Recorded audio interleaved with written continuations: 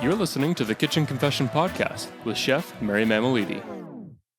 To me, this is what French food is. Like, it's all delicious. It's always delicious, but kind of like passing by. You have the same white wine, cream, butter, shallots, garlic, rosemary, thyme, you know what I mean? Like peppercorn. You kind of have those linear taste, and then you bring Asian food to it, and you add ginger, lemongrass, chilies, coconut milk, curries, and corianders, and star anise, and cinnamon, and all of a sudden now your flatline is doing this, and that's exciting. And that to me is like, that's the best part of food, right? It's like it's an experience that changes every time you have a bite, and that to me is really where I found myself. And I'm not saying it's the best in the world; it's just the best for me. That's Chef Romain Avril.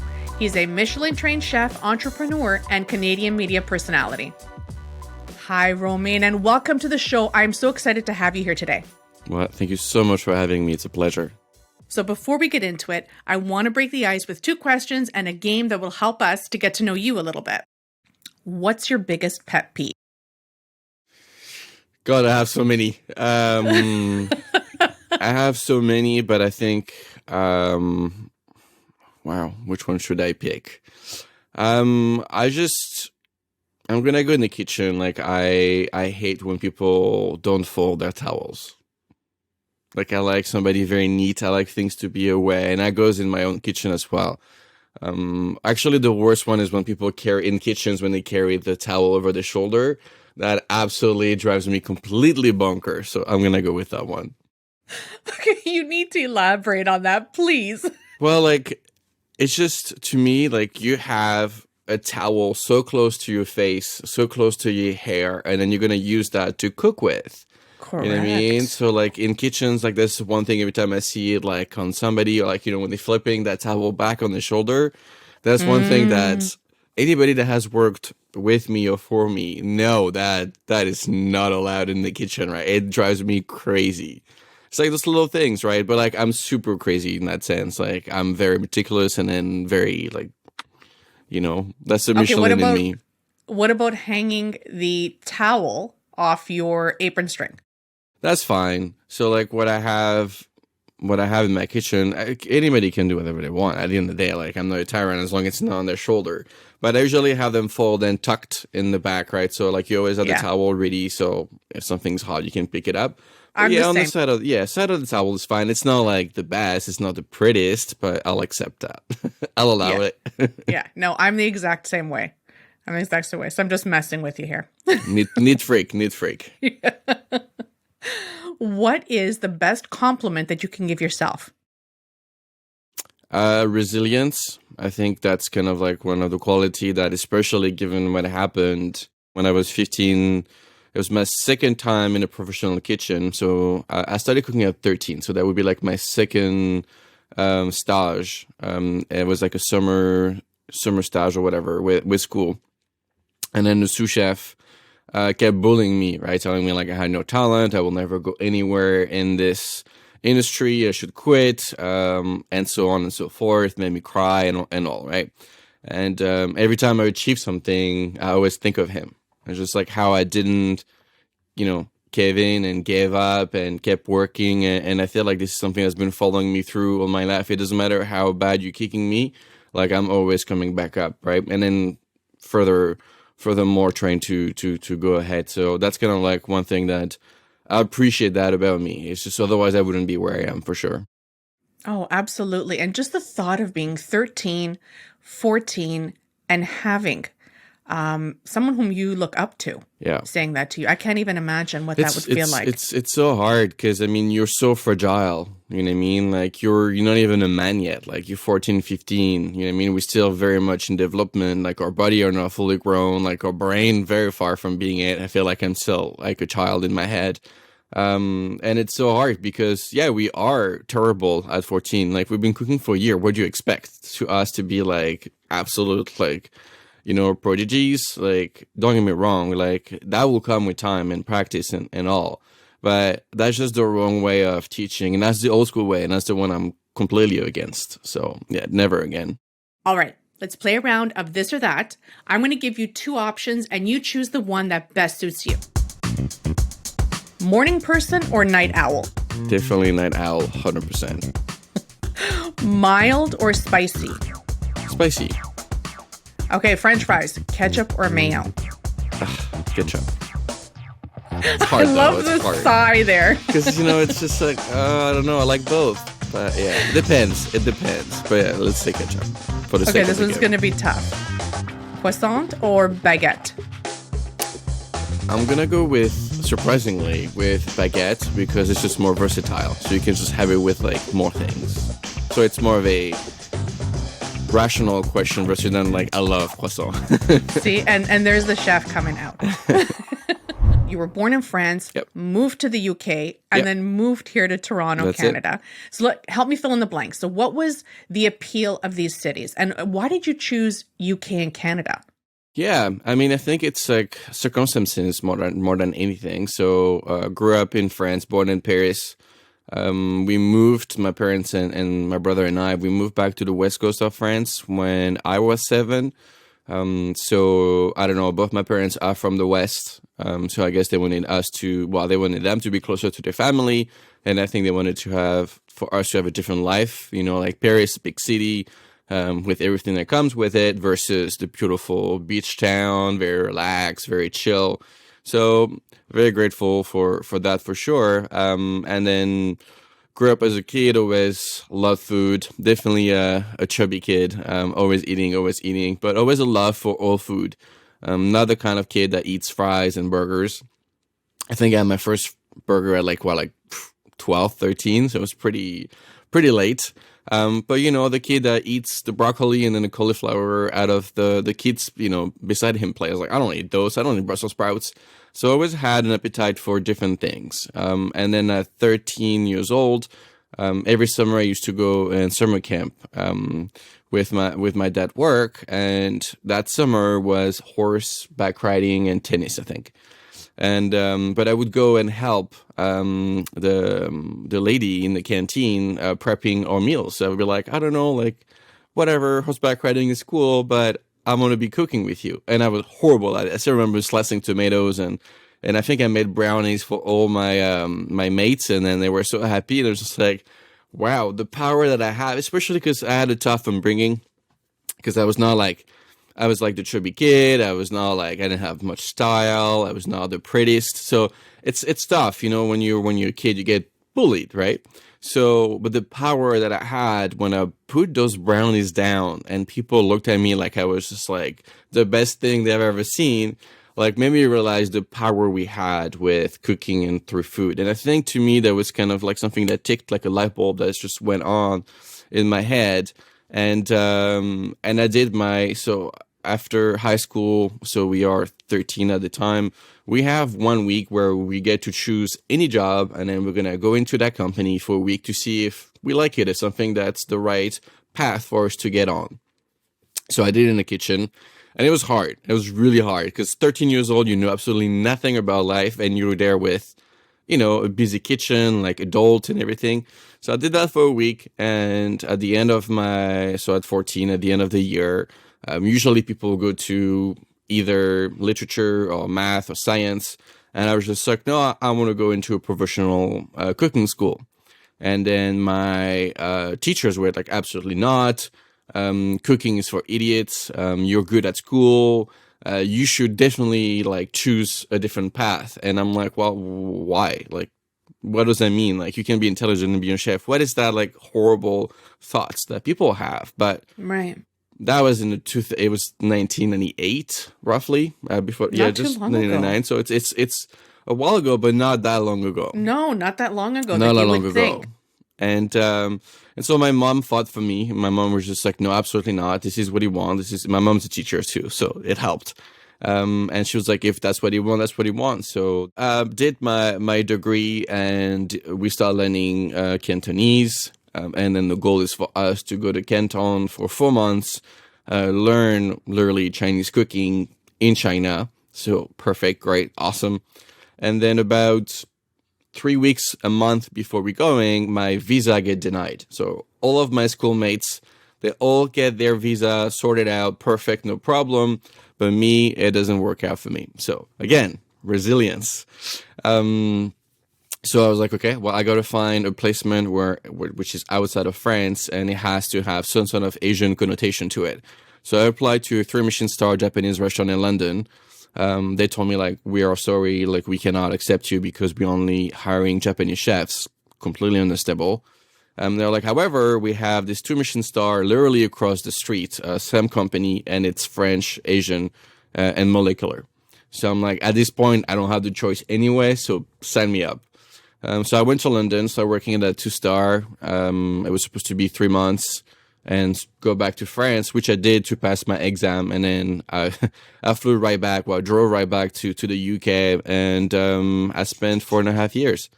It was different, and my English was really bad too, because the problem in the UK, you have so many French people. So you're being lazy. My girlfriend at the time was also French.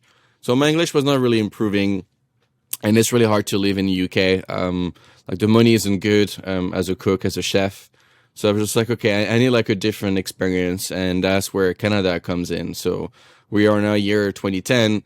And when I was 18, when I was still at school, we had an exchange with other students from Montreal. And then we went to Quebec. So I already had a view of what Canada was like, different culture, different type of atmosphere, bigger cities, bigger country. The people were different. And I was like, you know what?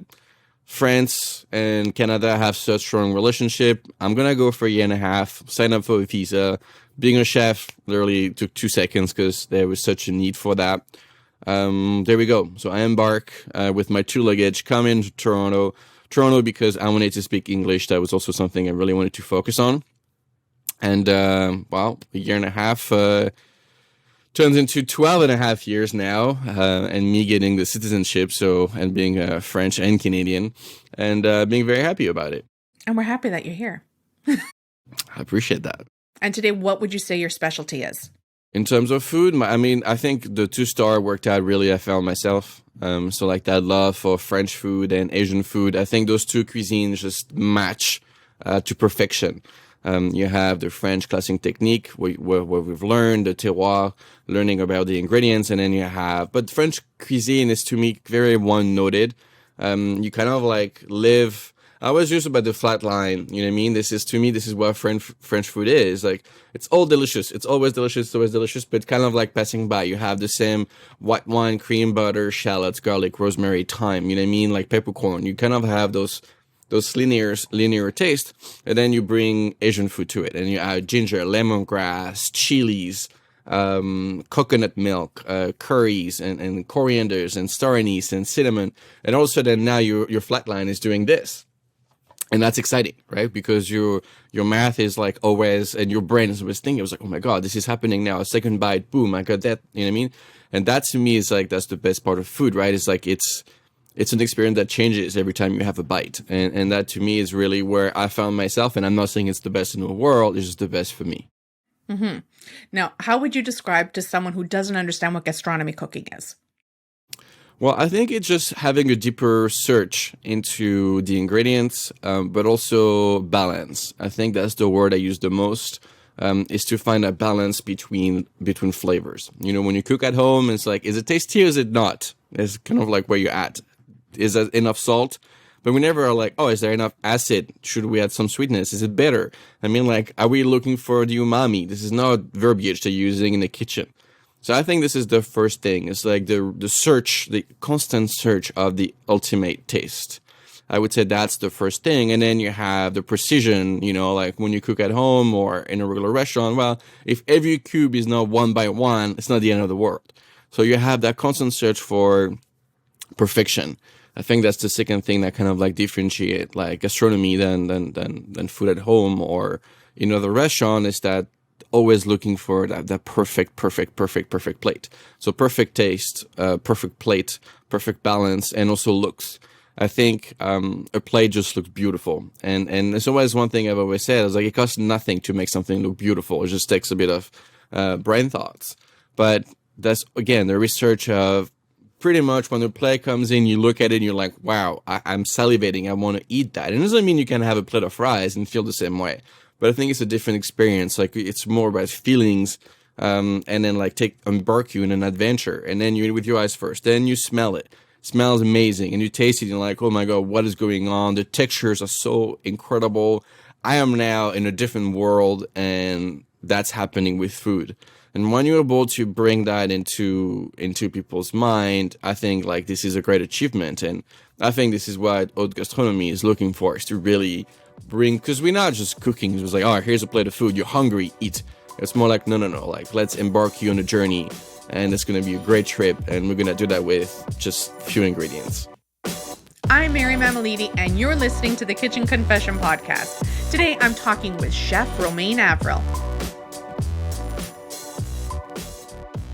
Okay, now I need to tap into your online series, because on Instagram, if you're not following him, please do.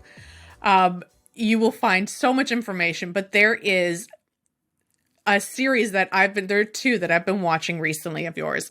One is, what's the driving force behind the online series of Croissant? I want to say it like the way you say it. Croissant. I say it wrong. Say it again. Croissant. Yeah. Reviews. See, if I concentrate, I can do it. Croissant reviews and your serve it or trash it videos. So where did this come from? Honestly, if I truly had the answer, I would love to share it, but I don't really know. I think, one thing that I've heard a lot is, I love your videos, they're very cool, blah, blah, blah, but I don't think you could really get to know me and who I am, that personality. Because at the end of the day, like, people see us as this person in the whites, and they're like, okay, well, this guy's just a chef, and then he just cooks, right?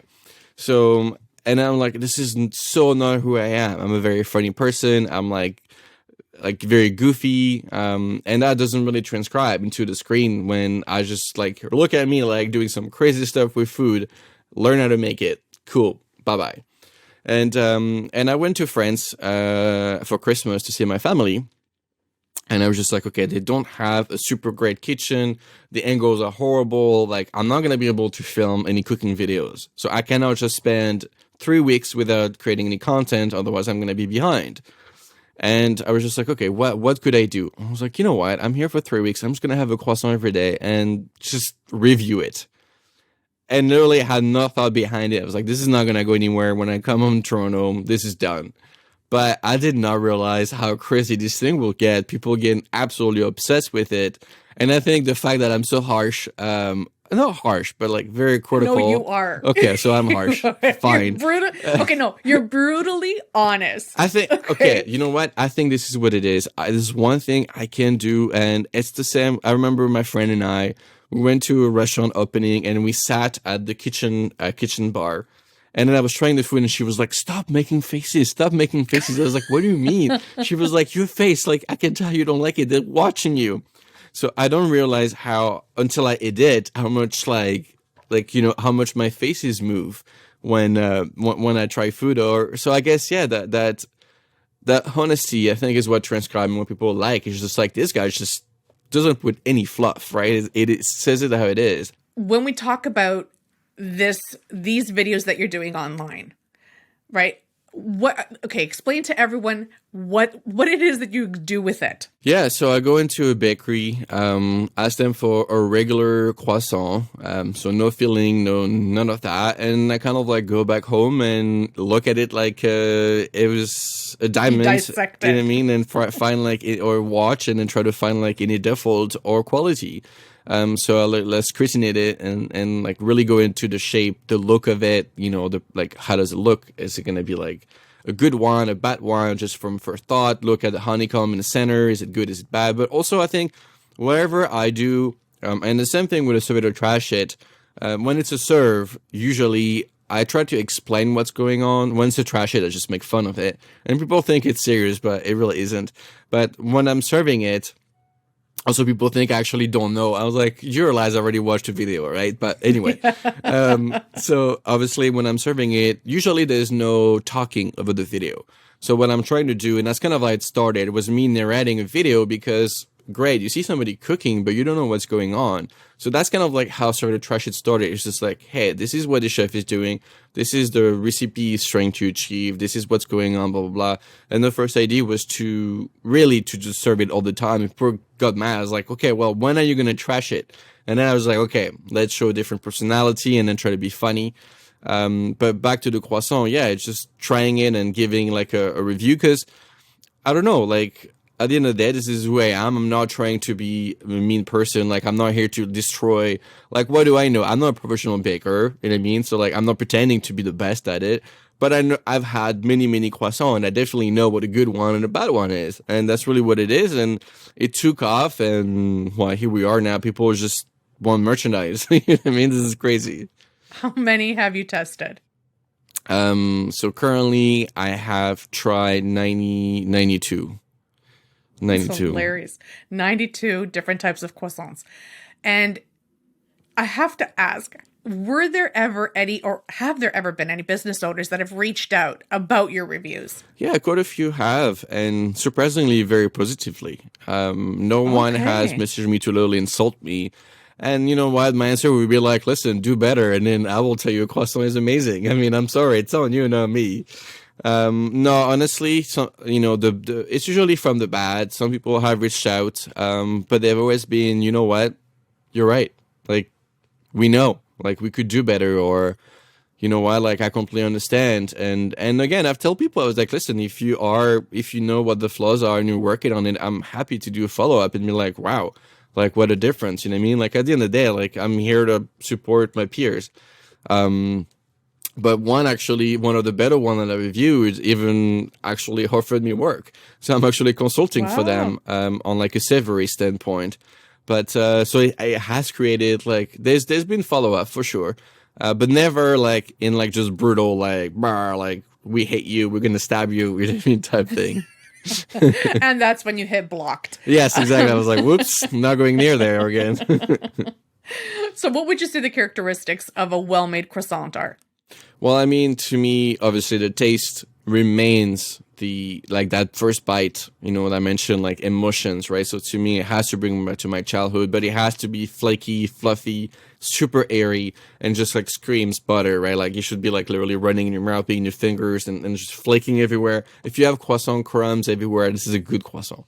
That's kind of what it is. The rest is more so, it's little things that don't really matter as much. I mean, you know, like I always say, like, is there grease in the bag, you know, because that reminds me of my childhood when we would pick up the croissant. My mother would bring us into the car and we could see the grease at the back of the croissant. She would be like, just be careful not putting into the seats.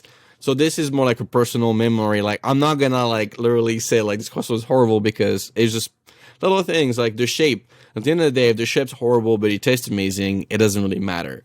Right. So to me, the taste of it is really what's the most important and doesn't make you happy. I love that you said that the taste is most important, because for someone like me and people in my community, if you're low vision, blind, we lead with taste, right? So that to us, when you go to a meal, the most memorable moment of that meal, yes, they look pretty, but when you walk away, you're going to tell someone, God, that food was so good.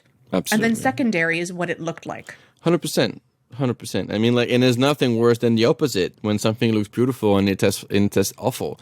It's because that's you cannot come back from that. If something looks okay but it tastes incredible, like you don't even remember because it's over. Now you keep eating anyway. That's so right. whatever That's you looked right. like 2 minutes ago, it's gone. So definitely, I don't think you'll ever remember. I barely remember on how things look, but definitely how they tasted. So absolutely.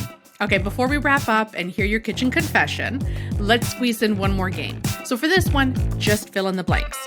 I'm always late to blank. I'm never late. I'm always late to check on myself. Blank is how I temporarily escape. Sports. If I could go anywhere right now, I would go to blank. France. I want to try blank. To allow myself more rest. I deserve a gold medal in blank. Humor. I love that. There was one that I wanted to ask you. If your worst enemy wrote your dating profile, what would they say? Wow.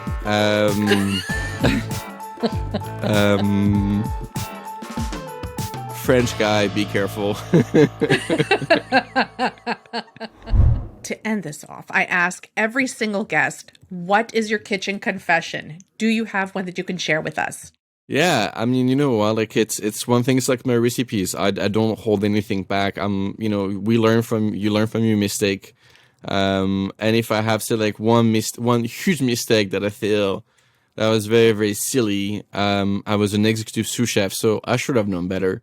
But we opened a restaurant, and we were so tired. We were working every day, 18-hour days, like something I don't want to do with my employees. And I filled up the fryer in a brand new restaurant, open kitchen. I filled up the fryer without checking if the thing was closed. And obviously the oil went everywhere and spilled. Imagine like 2 hours before literally opening day. And it went onto the restaurant floor that was brand new.